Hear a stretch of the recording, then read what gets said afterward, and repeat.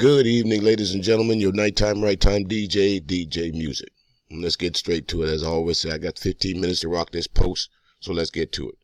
You can see the headline right there. Woman killed by Fort Worth police in her home. Here we go again. Shortly off the cusp of the Botham Jean trial, here we have another Texas cop, and this time in Fort Worth. Instead of going to do a health and comfort check on this young African-American woman, Tatiana Jefferson, he ends up killing her. A simple health and comfort check to where, if I'm not mistaken, instead of drawing your guns, you go to the door and you knock on the door, policeman, because when I show you this video, folks, you will clearly hear that he is with company. He has someone with him. He has backup. So why not, instead of drawing your guns and looking for a suspect, why wouldn't you go knock on the door or ring the doorbell first and see if the occupants of that place that someone called the Fort Worth Police Department on to say, could you do a health and comfort check? That's how this woman ended up dying. She had complained about some noises earlier, told some family members about it. She was playing earlier with some video games with her nephew, the nephew that lives with her. Imagine how that family feels right now. Imagine how that young boy feels right now. His whole world was just taken away from him. It didn't say her son, said her nephew. So it's obvious there was something else going on, that the nephew had to be living with her. His world is shattered now. Her life is ended. Imagine how the family member feels that called the police to say, could you go check on my niece and my nephew? Imagine how all these people feel. But somewhere along the line, within the next couple of weeks, they'll figure out a way to cover for this policeman that in less than a minute and 30 seconds, because according to his body cam footage that I'm going to show you folks in just a little bit, it took him a minute and 29 seconds to end this young woman's life. From the time he stepped out of his car to the time he pulled the trigger, a minute and 29 seconds had elapsed. In another case where the young kid was shot in his grandmother's backyard, a minute 22 seconds elapsed. In Alton Sterling's case, less than 3 minutes went by before he was shot. And in Taryn Krusner's case, less than 5 minutes went by before he was shot. In Tamir Rice's case, less than 2 minutes went by before he was shot. But we go to these places where the policemen go and check on Caucasians, or go to places where you know there's Caucasians that's done violent things. A.E. Dylan Ruth, he wasn't shot. The guns wasn't even drawn on him. Y'all saw the footage. The last mass shooter, y'all saw him walking him to the car with handcuffs on. The guy that blew up was going around putting bombs everywhere. If not for him making a costly mistake and blowing his own self up, he probably would have walked away, because the police watched him first as he drove away. But in the case of doing a health and comfort check, you decided that the best thing for you to do was to shoot first and ask questions later. I'm going to pause this and go grab this video for you folks. Hang on, I'll be right back. I am so fucking pissed, man.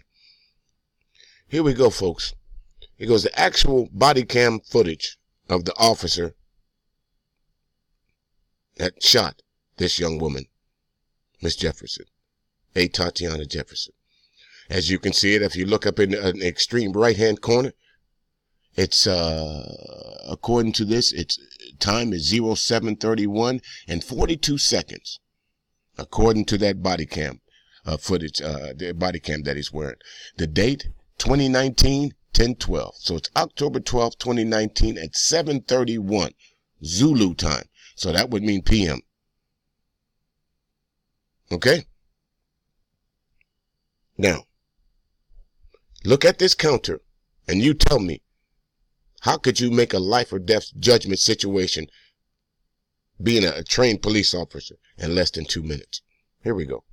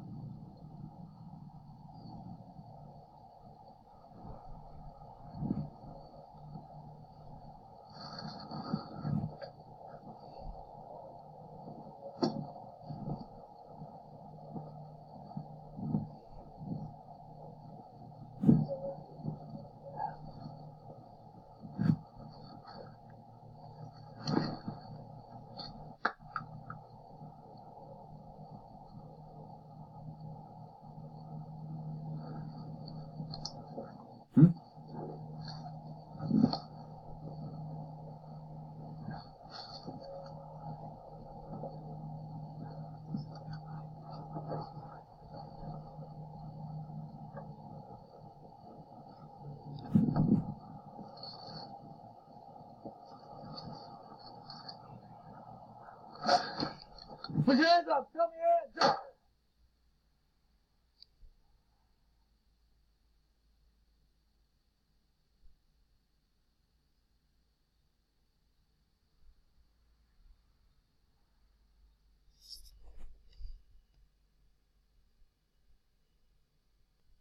There you have it, folks. You saw it. Less than 1 minute and 29 seconds. The last word, like she didn't have a right to look out her window before being killed. Like she didn't have a right to have a gun in her house. When is it okay to protect yourself in your house? I wonder if the folks from the NRA is going to speak up on this one. Guarantee they won't. You know why? Because it's a black woman. It's a black person. NRA ain't got nothing to do with this, folks. They wiped their hands with it already. Now this next little, I want you to hear this because this is another thing that we have to fear once the police have done wrong. They try to turn the victim into the villain. So these community leaders are letting the Dallas-Fort Worth policemen know in advance. And all those judges and juries let you know in advance. If you tried this smear campaign like you did with Botham Jean of this young woman, you're going to have hell to pay this time. We're not going to stand for it. We're not going to allow you to murder someone, another one of our brothers and sisters in their home and smear them like you did Botham Jean. We're not going to allow you to talk about you need witnesses and to end up with witnesses questionably murdered 2 days after or a week after a trial is over.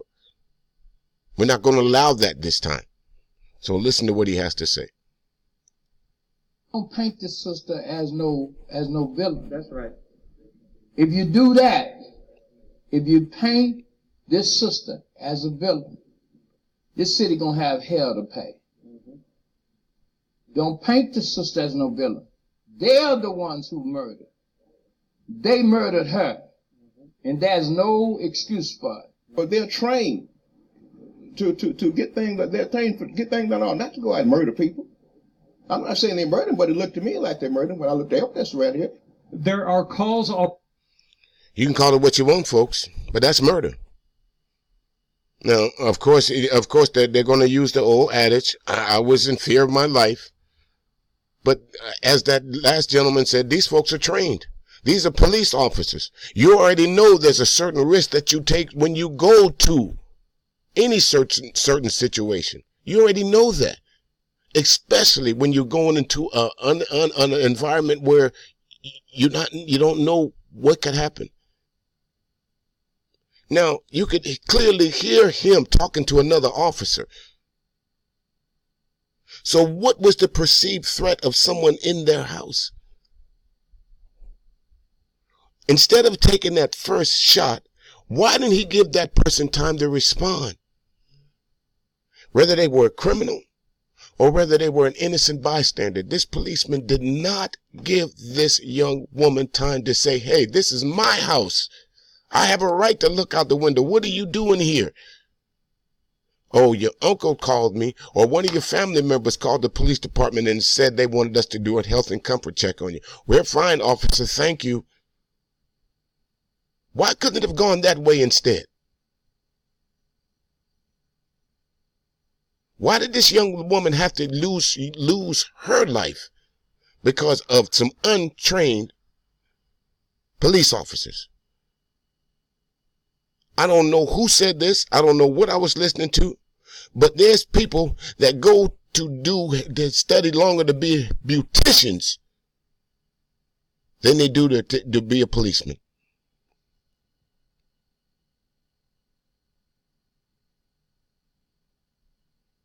Think about that.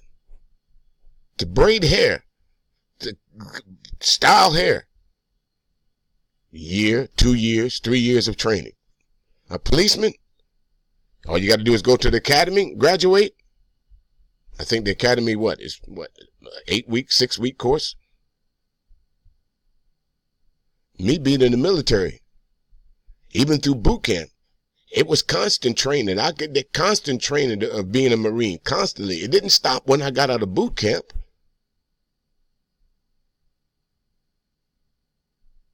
There's no way that you can tell me you could properly train someone to deal with the public in 6 to 8 weeks.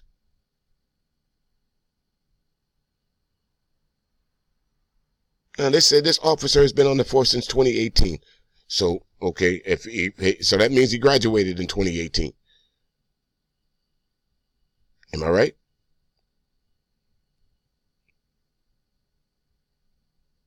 Look at this footage again, folks. Ready for a federal investigation for the Texas governor to come to Fort Worth, for the officer to be fired and prosecuted immediately, and for the Fort Worth Police Department to start providing more answers. And we're sick and tired of being sick and tired, and we're going to keep on talking about this until justice happens. We're crying out to the Lord. Our only recourse at this point is for God Almighty to hear our cry. See, now some of you folks might get a little upset at me for what I'm about to say. But sometimes it's not a matter of calling on the Lord. It's not a matter of religion. Sometimes you have to deal with the demon that's right here on earth. All this talking and all this kumbaya and all this we shall overcome shit, we've been singing that since the days of slavery, and they still killing us at record numbers. I guarantee you, right now, if you was to ask any of those family members off the record how they really feel, they'll tell you just like this. Let me get my hands on that officer. Give me 5 minutes in a room when I'm alone. 2 will go in, 1 will come out. Because in a minute and 29 seconds, it took you to kill my family member. But I'm going to make you suffer a little longer. I'm going to kill you in about 5 minutes. I'm not calling for violence against anyone, folks. But all this kumbaya and we shall overcome, and let's sit down and talk about this. Let's have these community meetings. None of that shit is working. You heard all those names I called out earlier. None of these folks got the benefit of the doubt of a sit-down meeting. They're not here to sit down and talk about what happened to them. Now, instead of this policeman being on administrative leave, because administrative leave means he's on leave with pay. So he's getting paid right now. And meanwhile, the family's probably putting up enough money to bury this young woman.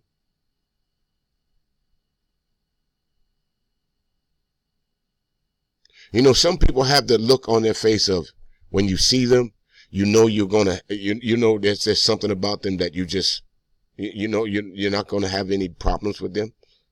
That they're going to be jovial. They're going to be, friendly when you see them. Isn't that the impression you get from looking at this woman right here? Just from this picture alone? Doesn't she just look like that average, young, happy-go-lucky black woman just out trying to bake it?